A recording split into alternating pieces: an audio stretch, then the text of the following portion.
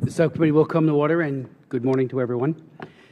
Today's hearing is not being called perhaps an emergency hearing, but it could very well be, because since we first decided to hold the hearing to spotlight the human rights situation in the Central African Republic, the situation has deteriorated even further, so that today the country is on the verge of a humanitarian catastrophe.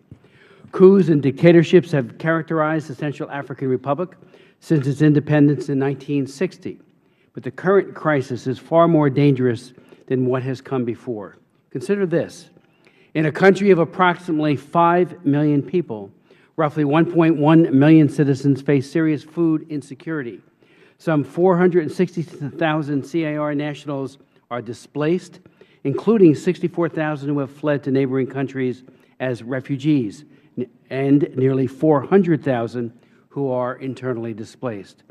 This is because there has been a complete breakdown of law and order in the country following the ouster of President Francois Bozize in March of this year. After riding to power on the back of an insurrection known as Seleka, the current dictator, Michel Djotoja, has found it difficult to disengage.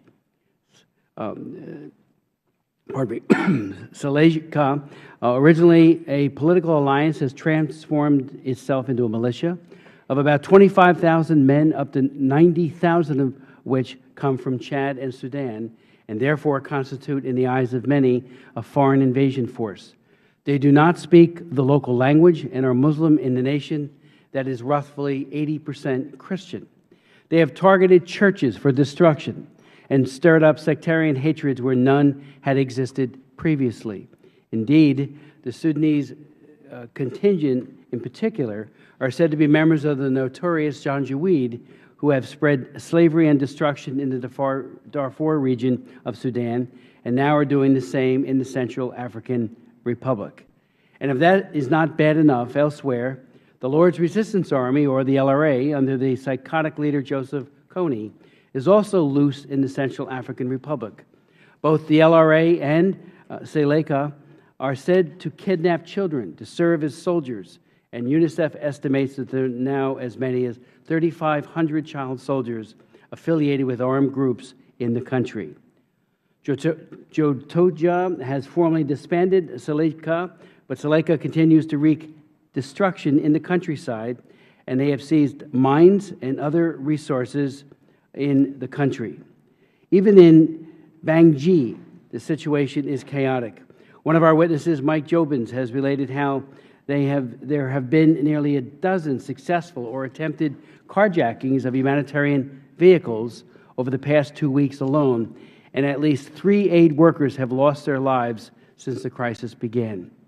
In response to the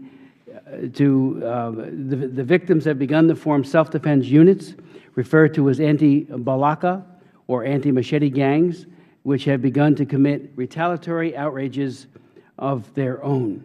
Rather than confront Seleka, rebels who are responsible for starting the violence or the cycle of violence often target Muslim citizens who they deemed soft targets. Thus, the violence begets more violence.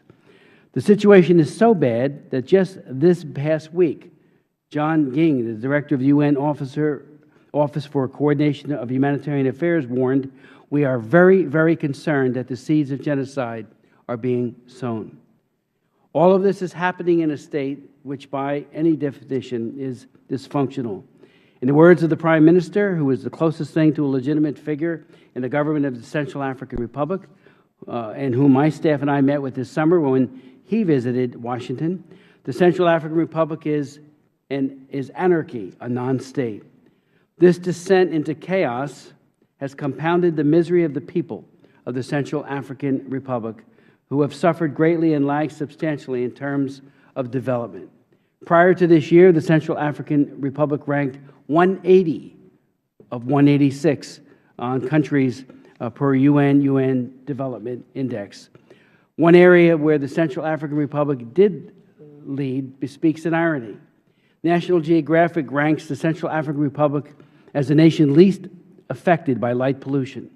This, of course, is indicative of its low level of development and the neglect and an affirmative harm which generations of political leaders have subjected the country and its people. Amid this darkness, however, there are some bright spots. It is the leadership of the churches and the faith-based organizations, as well as traditional Muslim leaders, long resident in Central African Republic, who have sought to diffuse communal tensions. These indigenous Muslim leaders who speak for peace need to be recognized and distinguished from foreign fighters from countries such as Sudan, the same Janjaweed, again, who harrowed Darfur, who kill and sow destruction in the name of jihad. We will have the opportunity to hear from one such courageous faith leader, Bishop Nungo. I had the privilege of hosting Bishop Nungo in my office when he came to visit Washington this past summer, and I was moved nearly to tears as he described the suffering of the people of his country. It is leaders such as Bishop Nungo who provide assistance to all, regardless of their affiliation, and who strive for peace, who provide the greatest hope for the Central African Republic. I'd like to now turn to